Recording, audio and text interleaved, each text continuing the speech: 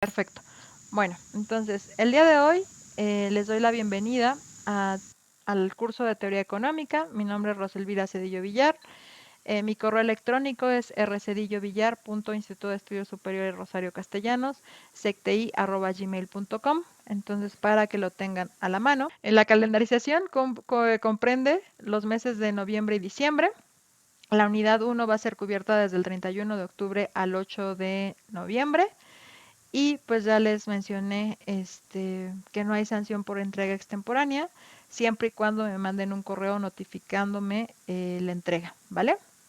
Entonces, después aquí les dejo la liga para las reuniones sincrónicas. Estas se van a llevar a cabo los días miércoles de 6 a 7 pm y se van a llevar a cabo el 2 de noviembre, el 9 de noviembre, el 16 de noviembre, el 30 de noviembre, el 7 de diciembre y el 14 de diciembre. Entonces, para que ustedes lo anoten.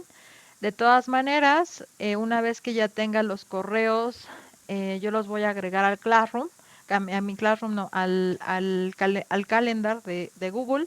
Y entonces también les voy a mandar notificaciones, un recordatorio un día antes y media hora antes de la sesión, por si por cualquier motivo se olvidaran de esta sesión, ¿no? Recuerden que, o sea, no los puedo obligar a atender las sesiones sincrónicas, es altamente recomendable, pero pues si ustedes deciden no atenderlas, pues no hay sanción tampoco por no atenderlas. Les recuerdo un poco que hay 4 criterios importantes que abarcan la evaluación de este curso. Son las experiencias de aprendizaje, que son en la unidad 2, en la unidad 3 y en la unidad 4.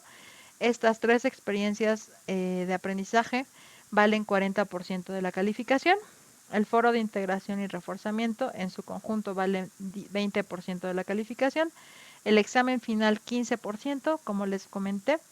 Este examen final se califica de manera automática y tienen 2 intentos. Es decir, ustedes pueden realizar un primer intento y mejorar en un segundo intento. Si mejoran en un segundo intento, pues la calificación que tome el sistema va a ser la más alta. Este examen se califica de manera automática. Los docentes no podemos modificar la calificación del examen. Entonces, yo les recomiendo por eso que estén en comunicación conmigo y siempre vamos a intentar mejorar la experiencia de aprendizaje en los foros y en la actividad integradora. La actividad integradora vale 25%. A veces las personas que no, pues entrego el examen final y ya no entrego la actividad integradora. Si no entregan la actividad integradora, pues esta solamente, o sea, una sola actividad vale 25%. ¿Va? Aquí es donde les dejo el ejemplo del foro de presentación. Entonces, yo espero que así más o menos participen. Se los voy a leer. Estudiaron relaciones internacionales, qué les interesa aprender en el curso de teoría económica y, digamos, alguna idea que ustedes tengan sobre por qué es importante estudiar este curso, ¿va?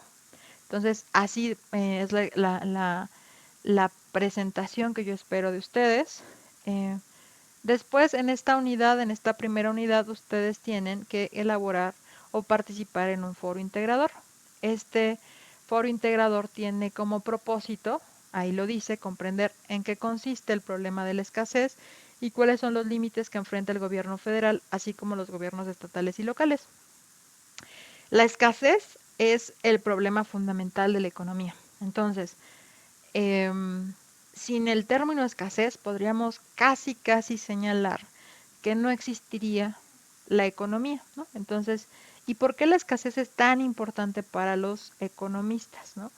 Imagínense que cuando se fundó el pensamiento económico, pues déjenme aceptar a alguien más. Ay, ahí está, ¿no?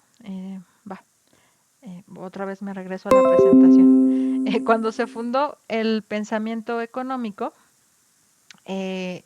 hubo 2 preguntas súper importantes para los economistas, ¿no? Había un pensador que se llama Marshall, y antes de él, bueno, porque Marshall planteó la macroeconomía, pero antes de él también, digamos, Smith y David Ricardo. que dijeron, bueno, los recursos son ilimitados en el planeta Tierra. Y pues ellos después dijeron, no, pues los recursos no son ilimitados en el planeta Tierra. La mayoría de los recursos naturales disponibles en el planeta pues son escasos. Y entonces si son escasos, y aparte si a esos recursos se le agrega el trabajo de los seres humanos, es decir, se transforman, pues se crean mercancías y esas mercancías se intercambian en el mercado. Entonces, el hecho de que sean escasos esos recursos modifica el valor de los recursos. Entre más escaso sea un recurso, una mercancía también, una vez que se le aplique el trabajo del hombre, pues el valor se incrementa, ¿no?, en el mercado. Entonces, básicamente por esta razón, la ciencia económica le interesa el problema de la escasez, porque la distribución de los recursos, tanto la distribución de las mercancías, pues no es equitativa en el mundo. Entonces, en función de que estos sean escasos o no, hay un cambio de su valor en el mercado. Entonces, por eso la escasez es importante para la economía. Entonces, aquí les dice en este foro que tienen que revisar la página de la página 1 a la 30 del libro de microeconomía, versión para Latinoamérica, de Michael Parkin y Loria, ¿no? Entonces, después de que revisen estas páginas de la página 1 a la 30, y se investiguen fuentes hemerográficas confiables las acciones que llevó a cabo el gobierno federal mexicano para resolver la escasez de insumos médicos y de salud. Reflexiona sobre las... Aquí les hace una sola pregunta, pero realmente son dos preguntas en ese foro integrador, ¿no? La primera pregunta les dice, ¿qué problema enfrentaron los ciudadanos frente a la decisión del gobierno federal de centralizar la compra de medicamentos e insumos médicos, argumentando que los gobiernos de las entidades federativas se dedicaban a robar junto con las farmacéuticas? La segunda pregunta, desde el paradigma neoclásico, ¿cuál es el papel de los actores estatales frente al problema de la escasez en el sistema económico? Entonces son dos preguntas que en la plataforma solamente se las pone en una, pero ustedes tienen que responder las dos. Primero es, ¿qué efectos tuvo para las personas la decisión de centralizar la compra de medicamentos e insumos médicos? Esa es la primera pregunta. La segunda es, eh, desde el paradigma neoclásico, digamos, incluye esta noción de que la economía se centra en la escasez, en el problema de la escasez. ¿Cuál es el papel de los actores estatales? Es decir, en economía tenemos tres agentes económicos: el gobierno, las empresas y los hogares o las familias. Entonces, estos son los tres agentes económicos fundamentales en cualquier economía. Entonces, ¿cómo estos agentes, el gobierno, las empresas y los hogares o las familias, actúan en torno al problema de la escasez? En específico, recuerden que siempre todo esto debemos de pensarlo utilizando nuestro problema prototípico, que en esta ocasión pues justamente reflexiona sobre la escasez de insumos médicos durante la pandemia. ¿Va? Eh, Después aquí también les muestro los criterios de evaluación, que es que tengan claridad en la exposición de sus participaciones, que tengan una estructura argumentativa, que planteen ideas, pero que sean ideas fundamentales, que no copien y peguen de, de otros, digamos, de otras fuentes disponibles en Internet, sino que sean creaciones propias, em, que tengan el formato introducción, desarrollo, conclusiones y bibliografía, que ustedes sea visible que están investigando, ¿no? O sea, no solamente, ahorita vamos a ir a información confiable, el tema de información confiable, y después que ustedes hayan leído los criterios de evaluación de las rúbricas, ¿no? Porque a veces dicen, profesora, ¿por qué me puso la calificación? Pero sus participaciones no tienen introducción, desarrollo, conclusiones y bibliografía. Profesora, ¿por qué me puso que esta calificación? Pero es evidente que esa persona copió y pegó los datos y las cosas de internet y ni siquiera citó, ¿no? Entonces, digo, el copiar y pegar está mal, ¿no? Pero después, aparte de eso, no citar, ¿no? De dónde se tomaron las cosas, pues está mal, ¿no? Entonces, ¿por qué? Porque eso es plagio. Entonces, bueno, pues esto, ¿no? Entonces, que no tengan una estructura argumentativa. Y a eso vamos a ver. Normalmente ustedes escriben ideas, pero no lo hacen con una estructura argumentativa. Entonces, eso también es un criterio de evaluación. Aquí, aparte de esos videos, yo les recomiendo estos otros videos, ¿no?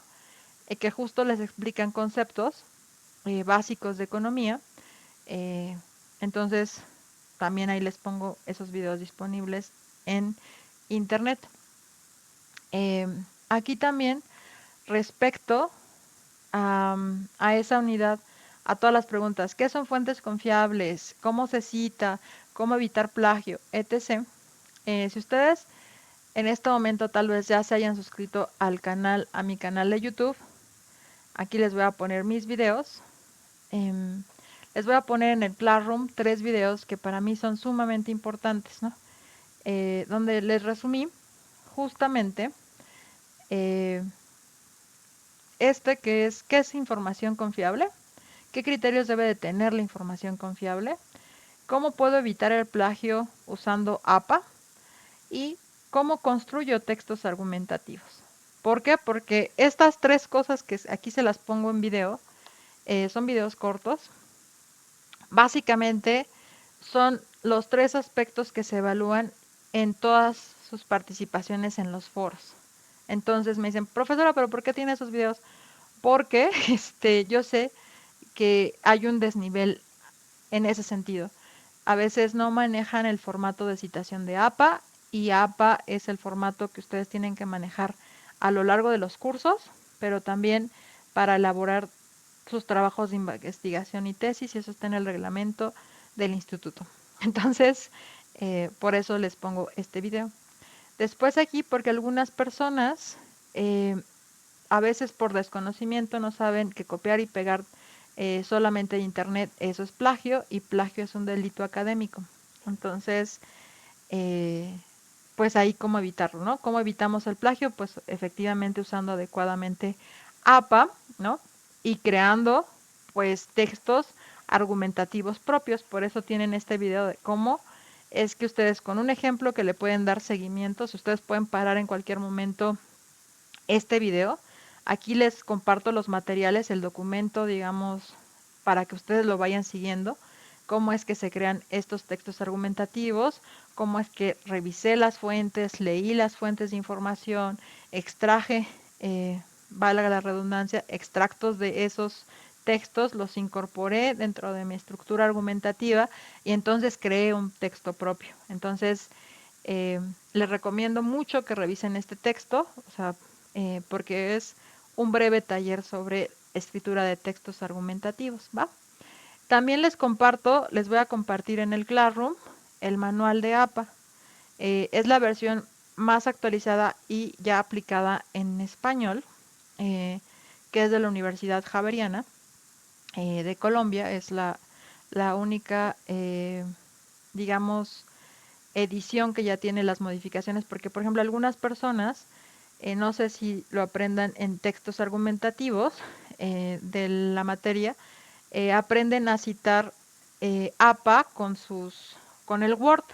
Y entonces en el Word, que está todo el formato de programación en inglés, les pone el, digamos, el símbolo de AND y no les pone cambiarlo por I, ¿no? Alguna parte de la organización del orden, eso todavía no está castellanizado y entonces les pone que utilicen al revés ciertos elementos de las fechas, ¿no? Entonces, esta publicación ya tiene APA aplicado en español, ¿no? Entonces, por eso les pido que lo consulten, cualquier duda ahí, y también pues vean este video, ¿vale? Justo para entender qué es un texto argumentativo y por qué es importante que manejen textos argumentativos. De manera general, los textos argumentativos establecen en la primera oración una tesis, es decir, un motivo por el cual voy a explicar ese párrafo. Después aparecen un conjunto de motivos y cada párrafo tiene que tener una breve conclusión. Entonces, con esto ustedes van, digamos, es una forma, hagan de cuenta como si estuvieran probando, ¿no? Están diciendo, bueno, les voy a hablar sobre la escasez de insumos en el sector salud. Esa es su tesis.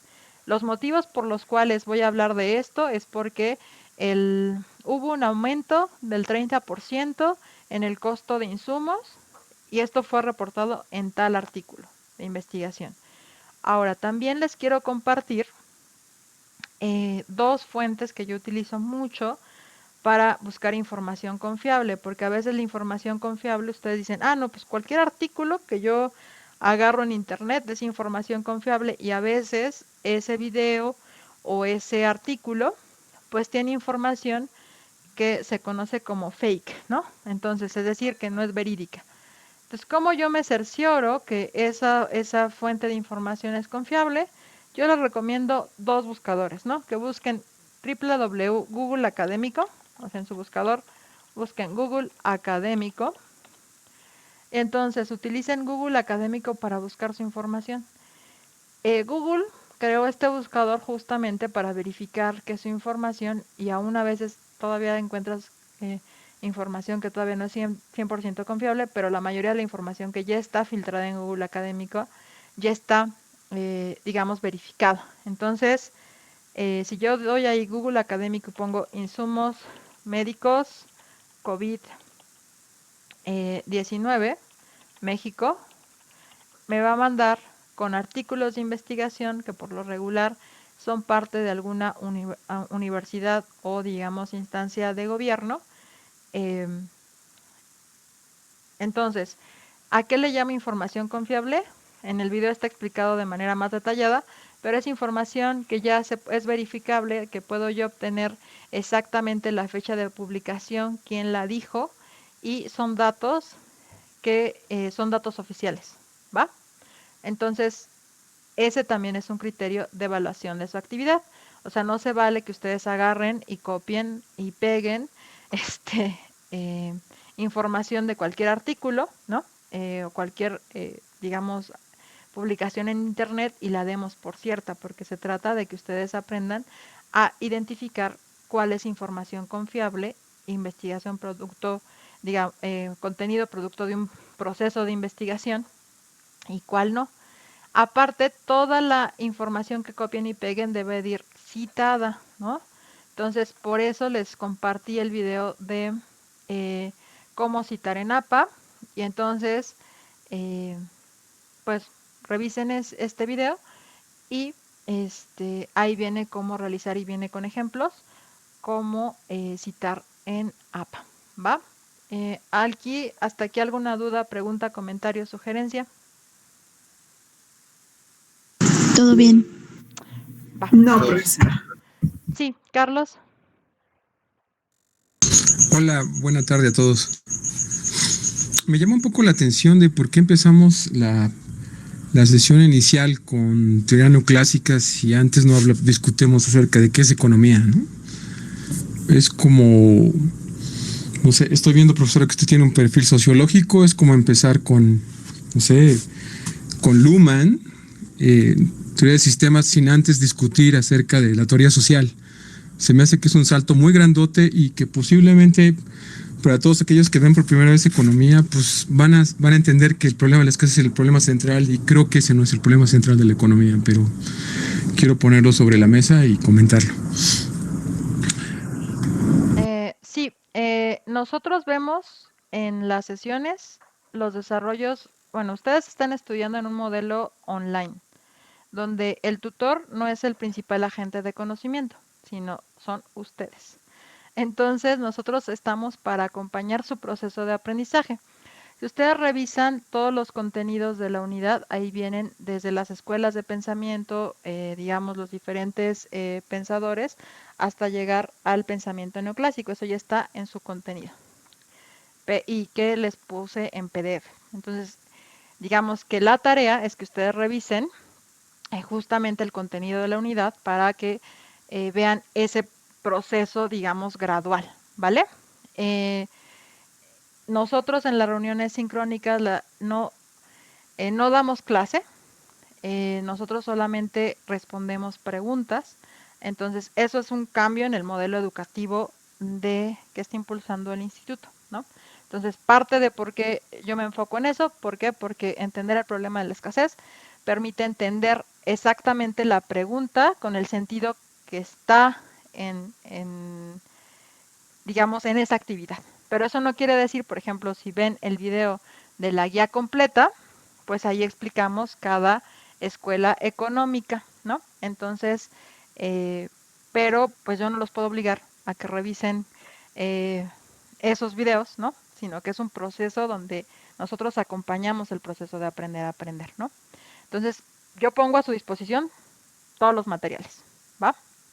Pero si ustedes no los revisan, pues estamos en un modelo educativo donde lo que interesa es que ustedes aprendan a plantear bien sus ideas, interesa que ustedes aprendan a investigar, que lean, que revisen los materiales antes, si es posible, de atender la reunión sincrónica y vengan a plantear sus dudas, ¿vale? Como bien lo dijo Carlos, la escuela neoclásica es en la que estamos actualmente, pero eso no quiere decir que no haya habido escuelas antes que desarrollaron de manera gradual el pensamiento económico, ¿no? Porque no, el pensamiento económico no se generó de manera espontánea, sino fue un proceso de pensamiento, ¿vale? Que se, digamos, lleva al menos 3 siglos, ¿vale? Entonces, es eso. Nuestras reuniones son cortas, más o menos la sesión más larga que he tenido es de 1 hora y media, ¿no? Si no hay dudas o preguntas súper puntuales, pues también, digamos, ese es como, acá yo hago mi trabajo, pero también necesito muchísimo apoyo para que me permitan acompañar ese proceso de aprendizaje. Entonces, están ahí los materiales. Si ven la guía de estudio que les propuse el video, la guía interactiva, les da un súper resumen de todas las escuelas económicas. También tienen la guía, porque algunas personas me decían, no, profesor, es que yo no puedo estar conectado todo el tiempo, no tengo internet, entonces no puedo tener acceso a los contenidos del curso. Agarré ese documento y lo compartí. Si revisan, por ejemplo, a mí me dicen, ¿cuál es el tip? Al menos revisa ese contenido que está en PDF, que ya o sea, lo copié, lo pequé, lo revisé, ¿no? Para que pues tengas esa historia completa, ¿no? Ahora, la otra es, no solamente se queden con lo que yo revise en el curso, ¿no? Ustedes están, digamos, aprendiendo a tener una formación crítica para que ustedes puedan en un futuro no solamente quedarse con lo que dice el profesor, porque puede ser que mi visión sea limitada, ¿no? Entonces, yo solamente y justamente el que ustedes tengan la posibilidad de cuestionar y ver que la visión, no solamente de mí como docente, ¿no? Sino de otros docentes, pues sea un poco más limitada por su horizonte de posibilidad y visibilidad, y lo hagan, ¿no? En mi caso, ustedes pueden hacer cualquier pregunta, ¿no? Y o sea, no es una cuestión como personal. Entonces, no se limiten, manifiesten cualquier duda. Si es sobre los contenidos ahí, pues sí les pido atentamente que lo revisen. Si Carlos requieres, digamos, mayor información sobre estas escuelas, incluso en los 2 libros descargables que pongo ahí a su disposición. En el capítulo introductorio, tanto de micro como de macro, viene un recuento del pensamiento económico. La recomendación del capítulo 1, que justamente abarca de la página 1 a la 30, comprende cómo es que ahí explica el problema de la escasez, ¿vale?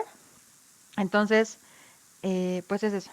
Y hay un libro, por ejemplo, de historias y doctrinas económicas de McGraw-Hill, donde justo te hace el planteamiento completo de toda la historia y las doctrinas económicas, pues de 3 siglos, ¿vale? Entonces, y lo pueden revisar, ¿no?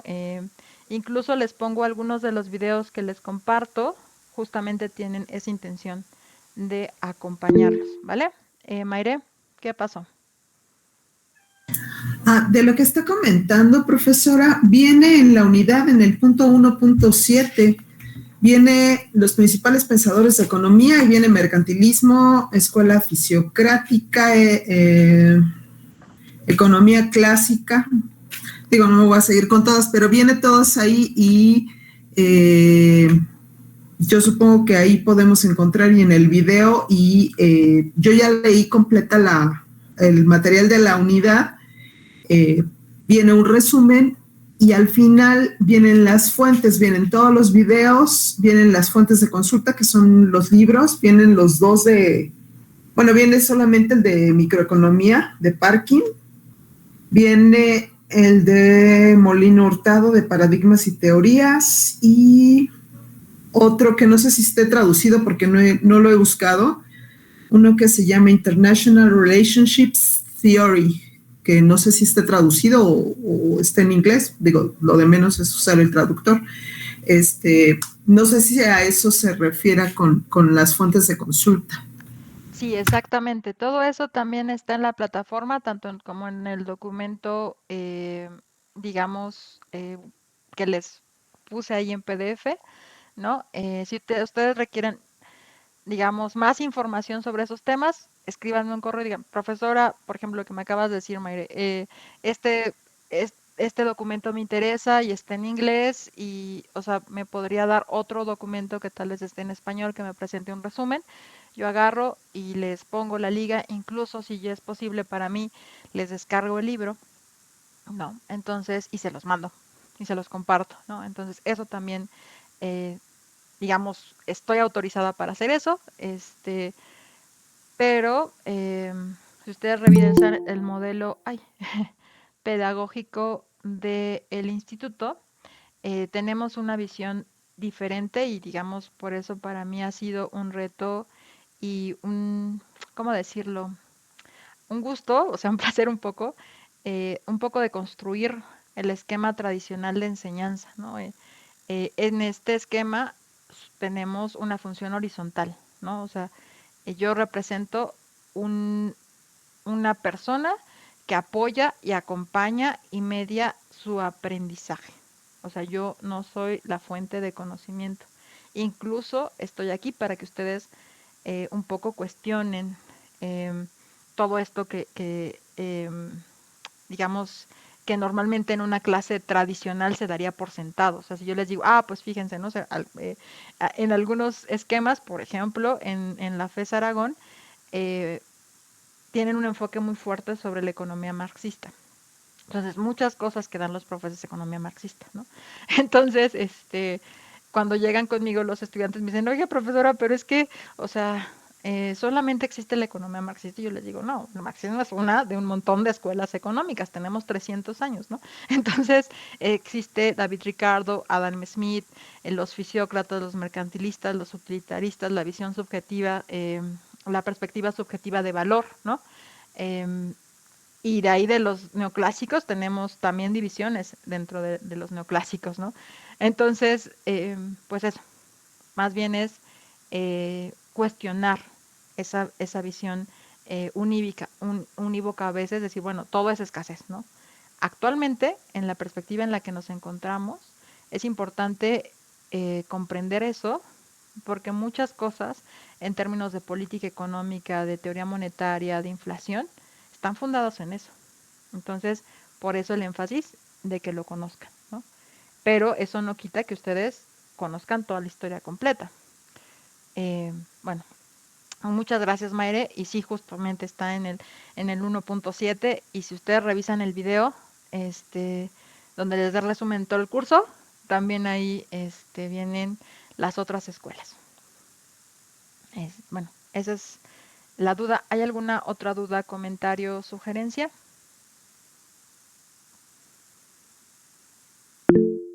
Sí, Mayra. Sí, profesora, nos había dicho que podemos buscar en Google académico y nos iba a dar otro para saber cuál es el otro. Sí, el otro, les voy a compartir pantalla.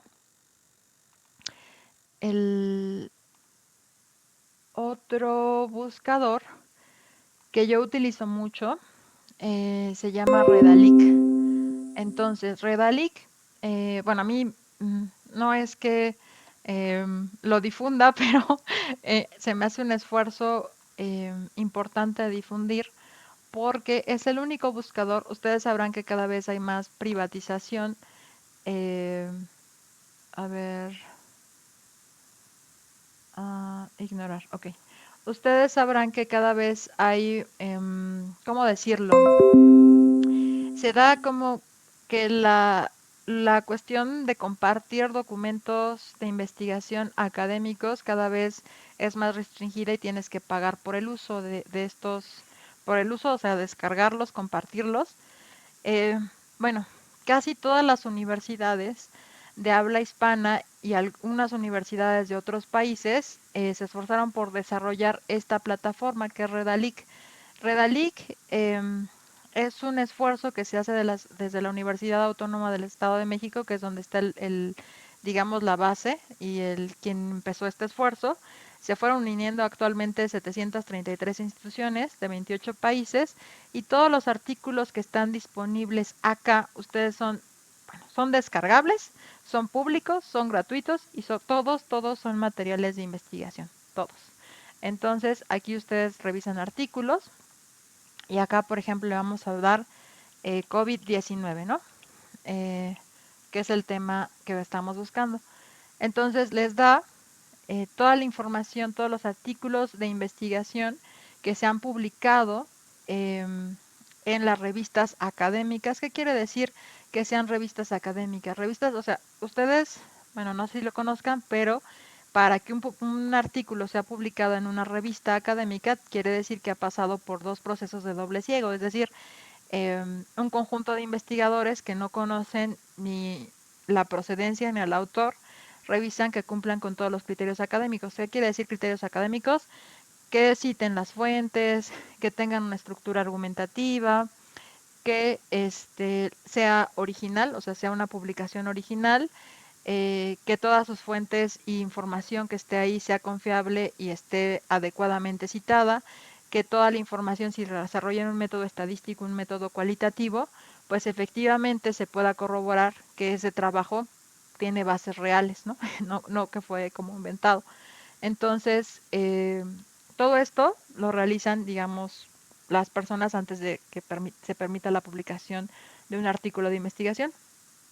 Tarda de 6 meses a 2 años y entonces ellos ponen a su disposición estos artículos de 28 instituciones alrededor del mundo y les permiten a ustedes descargarlos verlos online, descargarlos en PDF, en la visión de, digamos, de sus dispositivos móviles y en la publicación del libro electrónico que es el EPUB, lo siento. Entonces, acá ustedes pueden revisar varios artículos, tiene varios filtros. Ustedes pueden decir, bueno, a mí no me interesan los de educación, me interesan solamente los de economía, por ejemplo, ¿no? Entonces, hay 232 artículos desde la perspectiva económica y me interesa leer solamente en español y me interesa leer los más recientes, digamos 2021 a 2023.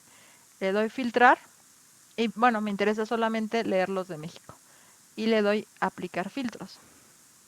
Y entonces me da los artículos que están en español de solamente economía de México del 2022, bueno, del 2022, 2023 y 2021.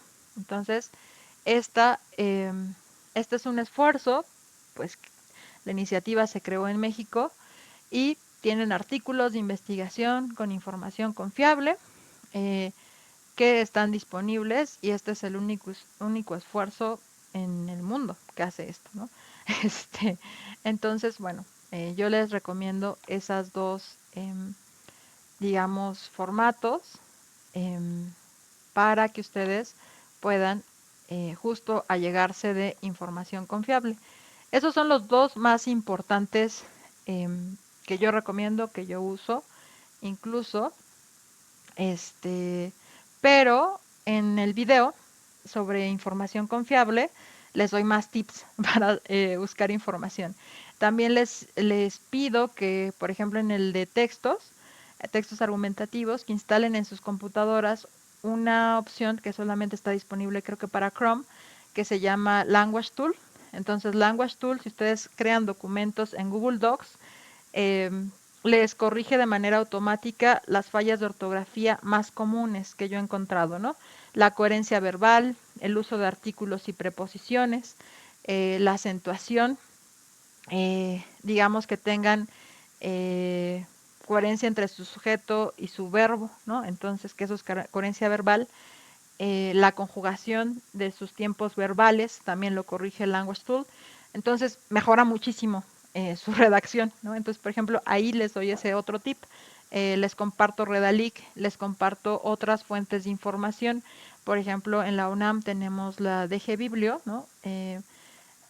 Pero pues ahí no todos los recursos están disponibles para todos los usuarios, ¿no? Entonces, estas dos opciones, tanto Google Académico como Redalyc, ustedes pueden descargar toda la información en sus computadoras, por eso son los que más recomiendo en cuanto a su uso. También recomiendo Springer Link, que es otro buscador académico, y ahí no todos los artículos están disponibles de manera libre, pero sí hay una buena proporción de artículos que están disponibles de manera libre, y ahí hay muchos artículos que están en otras lenguas, principalmente Springer Link tiene muchos documentos en inglés, ¿vale? Entonces, para mí, o sea, con que aprendamos a usar Google Académico o Redalyc en este nivel del curso me parece sumamente importante, porque algunas veces, no sé, he visto que citan documentos desde el Rincón del Vago, que citan documentos de artículos periodísticos que a veces no tienen fecha de publicación, o sea, todo esto, y a veces dices, pues es que eso no, o sea, no. Otra cosa cuando también está explicada en el video es que cuando ustedes consulten en internet, en un buscador normal que no sea Google Académico, chequen eh, que esa cita efectivamente la institución que dice que la citó, la haya citado. Porque a veces, por ejemplo, algunas publicaciones que han utilizado alumnos de cursos anteriores, dicen, no, pues es que el INEGI dijo que el porcentaje de pobreza era, no sé, voy a decir, el 60%, aumentó la pobreza 60% en el país, ¿no? Y dice, y lo dijo INEGI. Y entonces vas y lo dijo INEGI con la ENIG, ¿no? Encuesta Nacional de Ingresos y Gastos. Y vas al informe y al comunicado que dicen que citó de INEGI y ese dato no es verídico. Entonces, eso significa verificar la información, o sea, no solamente leer la información disponible online, ¿no? Sino verificar que efectivamente ese dato lo señaló la institución que está diciendo en el artículo que lo dijo. Por eso es importante siempre ubicar el autor, la fecha, el título, la dirección electrónica, donde está. Por lo regular, la información que es menos confiable tiene una dirección electrónica que siempre cambia. Cuando ya es una información que se verifica, la dirección electrónica es fija. Entonces, eso a veces no lo saben cuando están empezando en esta, digamos, labor de investigación. Pero justamente eso también está explicado, por ejemplo, en el video de APA, ¿no? Que revisen que su URL, su dirección electrónica, sea una dirección electrónica estable, ¿no? Que revisen artículos de personas que ya tienen cierta experiencia en investigación, porque a veces, no, pues sí lo dijo Hugo Pérez, ¿no? Pero dices, ¿ya verificaste quién es Hugo Pérez? ¿Ya verificaste si ese dato que menciona es realmente verídico? Y a veces pasa que no. Entonces, todo eso es, digamos, una habilidad que ustedes tienen que ir desarrollando, ¿vale? No sé si haya alguna otra pregunta.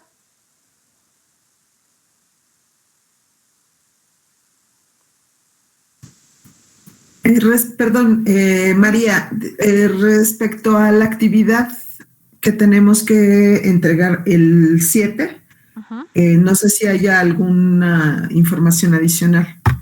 Bueno, mi recomendación es que revisen los 3 videos para que mejoren la parte de sus textos argumentativos, su búsqueda de información confiable y y aparte de eso, al menos lo mínimo es que lean justamente el contenido que son 15 páginas, ya resumido, de toda la unidad, donde viene toda la historia de la economía y también el término al final de la unidad del término de escasez. Em, Después de eso, pues realicen su actividad, que es dos cosas. La presentación, o sea, ustedes se presenten como el ejemplo que les compartí y después contesten las 2 preguntas en su foro integrador. Esa sería la recomendación.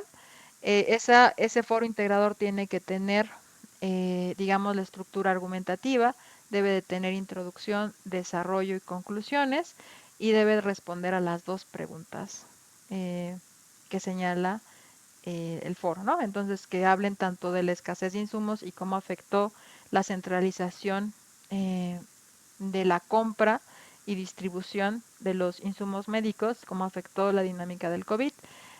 Bueno, no del COVID, sino digamos de qué pasó, ¿no? Por ejemplo, a ver, les voy a poner un ejemplo, ¿no? O sea, en economía, si tú centralizas la compra y distribución de insumos, pues eso hace que sea más tardado el acceso que tengan las personas a estos insumos, ¿no?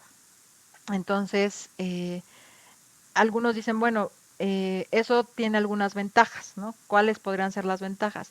Si tú centralizas y te encargas de la compra, puedes tener un acceso universal a las vacunas, ¿no? Porque entonces el gobierno eh, se encarga de comprar las vacunas y dice todos, independientemente de su nivel de ingresos, van a tener acceso a la vacuna. Si se la quieren poner o no, esa es otra cosa, ¿no? Pero van a tener acceso, ¿no?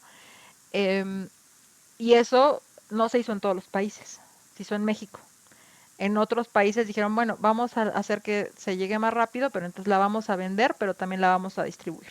Y entonces hubo muchas personas, por ejemplo, que fueron a ponerse la vacuna a Estados Unidos, pero la compraban, ¿no? Pero Estados Unidos, gracias a eso que digo, bueno, vamos a hacer que si se liberalice y que se venda en el mercado la vacuna, pues hizo que muchas personas tuvieran acceso más rápido. Obviamente las personas que tuvieron acceso más rápido fueron las personas pues, que tenían los recursos para comprar la vacuna o los medicamentos. Entonces, eso tiene implicaciones diferentes y eso es lo que les pide responder en la primera pregunta, ¿vale?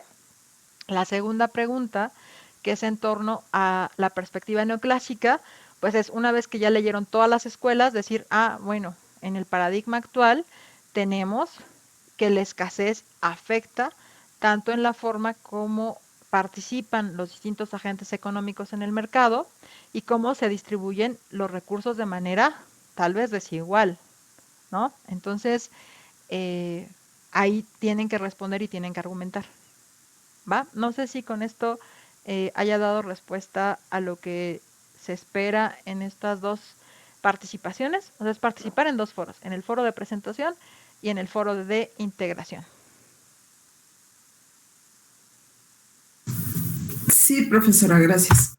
Ok, entonces creo que alguien llegó al final de la reunión. O sea, si bien ustedes pueden entrar en cualquier momento de la reunión, Zoe, Hola, maestra y compañeros, buenas noches. Una disculpa, maestra, es que eh, tuve un problema con los horarios y no, por cuestiones de trabajo no alcancé a llegar, pero como tenemos un grupo de clase, me comentaron mis compañeros que aún estábamos en sesión y pues antes de pensarlo, maestra, nada más tengo una duda con respecto a el plan de trabajo. Estoy viendo eh, en los mensajes que usted mandó, maestra, que está implementando Drive, está implementando eh, Classroom. ¿Es correcto, maestra? sí, es correcto. Ustedes tienen un drive con todos los materiales compartidos. O sea, por unidad, el día que abra la unidad, ustedes van a tener los libros a su disposición, todo el contenido en PDF, la presentación, Ok. todos los materiales que yo les comparta en la sesión, ustedes van a tener acceso Entonces, si me dicen, es que, porque algunas personas me ha pasado, ¿no? Profesor, es que yo no pude entregar el trabajo porque no tuve conexión a internet, tarará, tarará, ¿no? O sea, ustedes desde el momento en que abra la unidad, ustedes ya tienen preparados todos esos materiales y disponibles para que ustedes, no sé, se conecten una hora en el café internet de su trabajo, de algo así, o con el vecino, y descarguen todos sus materiales para poder realizar y subir todos sus trabajos a plataforma, ¿no? Entonces, por eso Perfecto, está el maestra. Drive. Dicen, profesora, por el trabajo yo no me dio tiempo de conectarme a la reunión sincrónica. Bueno, inscríbete al canal de YouTube y vas a recibir una notificación cuando yo suba la sesión sincrónica, y si tú la ves y haces 2 comentarios en la reunión sincrónica, tienes derecho a registrar tu asistencia en el Drive. Ok, Entonces, hay muchos medios, por eso, o sea, le estoy diciendo, no es solamente que atiendan, sino que, o sea, yo estoy aquí para apoyarles, o sea, yo no me veo, es un poco como la deconstrucción del docente, o sea, yo no soy un papel de autoridad, yo acompaño sus procesos de aprendizaje, estoy aquí, véanlo como un apoyo, ¿no? Donde yo estoy compartiendo mis conocimientos, pocos, muchos, con ustedes, ¿no? Y entonces, eh, pues vamos caminando juntos, ¿no? Entonces, pues eso. Por eso tienen todos esos recursos, ¿no? En YouTube, Drive, Classroom. Si ustedes me dicen, profesora, y porque me ha pasado, ¿no? Fíjese que yo quiero que en la de geografía hay una chica que tenía muchos problemas con redacción y ortografía y me dice, ¿sabe qué, profesora? Yo quiero que me revise mi participación en el foro de presentación porque o sea, quiero mejorar mi expresión escrita. Entonces me mandaba siempre, ¿no? Todos sus trabajos y yo le comentaba y le revisaba y los hacía en Google Docs y les mandaba comentarios.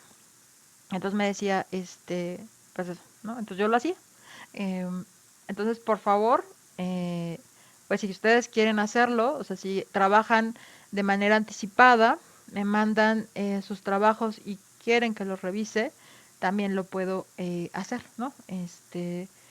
Em, pues eso, ¿no? Entonces ahí reviso contenido, pues contenido, redacción, estructura argumentativa, uso de citas, todo lo que les estoy diciendo. ¿Por qué? Porque son criterios de evaluación, ¿no? Entonces vamos aprendiendo a lo largo del curso. Y por ejemplo, actualmente la chica me dice, profesora, muchas gracias, ¿no? O sea, yo reviso un trabajo que entregué al inicio del semestre y lo reviso al final, bueno, al final del curso, y hay un cambio sustancial en la forma en la que están estructurados sus trabajos, ¿vale?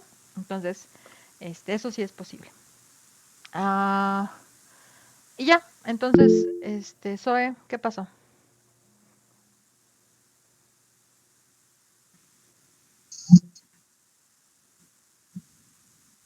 Maestra, tengo una duda. Y con respecto a Classroom, no se tiene que subir los trabajos ahí, solamente es para checar información, ¿correcto? Sí, solamente es para que ustedes descarguen información. O sea, ustedes si quieren compartirme documentos, tendrían que crear una carpeta en su Google Drive y y compartírmela. Incluso, no sé si ustedes sepan asignar, pero ustedes pueden crear un documento. Bueno, les puedo poner un ejemplo, solamente que sí me tengo que ir a las 8 porque tengo una reunión, pero ahorita si quieren les comparto cómo ustedes me pueden compartir un documento para que lo pueda revisar, ¿vale? Entonces, eso yo lo utilizo mucho, este, para revisar eh, pues trabajos de mis estudiantes, ¿va? Entonces, eso sí me parece una muy buena aportación. Les comparto pantalla y les pongo un ejemplo de manera muy rápida, ¿vale? Ahí está. Nos vamos entonces al correo del instituto. Aquí está. Entonces, acá. Supongamos que este es digamos, es mi Drive, ¿no? Entonces yo voy a crear un nuevo documento de Google Docs. Le voy a crear y compartir. Y aquí tengo, no sé, va a ser FI, le voy a poner foro de integración. Ahí le estoy poniendo mi título. F, foro de integración, y le voy a poner mi nombre de Elvira, ¿no? Así. Y le pueden ustedes poner teoría económica y le pueden poner unidad 1 y ustedes le ponen el código que ustedes quieran, ¿no? Y voy a poner la economía, economía, no va a ser una oración tan grande, pero la economía es fundamental. Mira, si se fijan, acá yo tengo el Language Tool, que es la aplicación que les recomendé, y entonces me revisa ortografía, ¿no? La economía es fundamental para el estudio de las relaciones internacionales. Allá hay corrección de artículos, ahí están, ¿ya vieron? Entonces, bueno, supongamos que esta oración, bueno, vamos a suponer que es una oración muchísimo más grande, y ahora yo quiero eh, que alguien me comente, ¿no? Entonces, ustedes pueden, se fijan acá, pueden acá añadir reacción de emoji, pueden agregar o sugerir cambios, que es como yo reviso sus materiales a partir de sugerir cambios, y ustedes pueden agregar comentario. Entonces aquí aparecen ustedes, quienes sea el autor de este trabajo, y le pongo, por ejemplo, acá voy a poner Mónica, a ver si aparece el nombre de alguno de mis estudiantes. No aparece. Bueno, entonces supongamos que yo voy a poner, espérenme, déjenme cambiar el teclado de aquí, arroba, aquí está Mónica, es una de mis estudiantes, Shareni, y yo le pongo aquí asignar. Ustedes pueden poner mi correo electrónico y me pueden asignar. En el momento que ustedes me asignan y le ponen aquí asignar, a mí me manda un correo electrónico donde me dice que yo, y ustedes aparte de eso, me dicen, profesora, por favor, revisar mi documento, ¿no? Documento. Aquí está. Y entonces le dan a asignar. Inmediatamente me va a llegar un correo donde me dice que me asignaron y donde me pide que revise este documento. Y me va a mandar una liga donde yo voy a poder editar y darles mis comentarios. Entonces, no sé si haya alguna duda respecto a esto. Entonces, De mi parte está bien, maestro, entendido. vale, entonces también eso lo pueden realizar. Yo los invito a usar mucho Google Docs porque facilita muchísimo el trabajo online, ¿no? Entonces, pero pues ustedes también deciden esa parte, ¿vale? Si no hay más comentarios, dudas, pues daríamos por terminada la sesión. Normalmente vemos, o sea, todo el contenido, o sea, si tienen dudas puntuales sobre el contenido, necesitan bibliografía adicional, me pueden mandar un correo electrónico compartiendo la duda en específico. Si en este momento no se atreven a hacer pública su duda, ¿no? También pueden hacerlo. También estoy disponible en la plataforma, en el mensajero pueden mandar comentarios, sugerencias. También pueden agregar un comentario dentro de la plataforma. Normalmente yo la estoy revisando, entonces, pues eso. Recuerden que ustedes tienen que registrar un poco de manera autónoma su asistencia, porque esta no es obligatoria, ¿no? Entonces, pues eso. ¿Y qué más? Creo que ya es todo. ¿Alguien tiene alguna otra duda? ¿No? No, maestra, gracias. Ok. No, Bueno. maestra, gracias. Bueno, muchísimas gracias por atender esta sesión. Para mí es un gusto estarlos acompañando en este proceso de aprendizaje. Pues nos estaremos viendo los miércoles según el calendario de actividades. Yo espero que disfruten esta nueva aventura de incorporarse al Instituto de Estudios Superiores Rosario Castellanos. Créanme que para mí es un placer ser su docente. Pues estamos aquí aprendiendo y justamente este modelo educativo busca pues cambiar la forma en la que se concibe la idea de aprender a aprender, ¿no? Entonces, pues eso, y cualquier duda o comentario, siéntanse con toda la confianza del mundo de contactarme y manifestarlo, ¿vale? Gracias, maestra. Gracias, maestra. Gracias. Gracias, nos vemos. Gracias, maestra. Hasta Bye. luego, linda noche. Gracias. Hasta luego.